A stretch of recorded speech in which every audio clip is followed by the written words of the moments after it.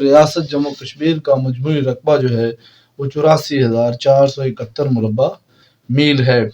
تقریباً 5,000 علاقہ جو ہے وہ آزاد کشمیر کا علاقہ ہے۔ مربع 26,000 جو ہے وہ گلگت بلتستان کا علاقہ ہے۔ بقیہ جو 54,000 ہمارے پاس بچتا ہے وہ کشمیر کا علاقہ ہے، مقبوضہ کشمیر سے کے نام سے پہچانا جاتا ہے، جس پر آج بھی ہندو سامراج کا راج ہے اور ہندو لوگ اس پہ ظلم و ستم کر رہے ہیں اور زبردستی اپنے مذہب میں شامل کرنے کی کوشش کرتے ہیں اور کہتے ہیں کہ آپ رام رام کریں، لیکن مسلمان اپنے اسلام سے ہٹنے والے نہیں ہیں۔ ریاست کشمیر کی سرحدیں جو ہیں، ریاست کشمیر کی سرحدیں پاکستان، افغانستان، چین، روس سے ملتی ہیں۔ 1325 سے 1588 تک یہاں مقامی مسلمانوں کا راج رہا کشمیر میں۔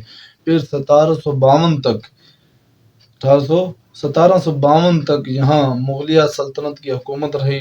پھر 1819 تک اس ریاست میں افغانیوں کے پاس چلی گئی۔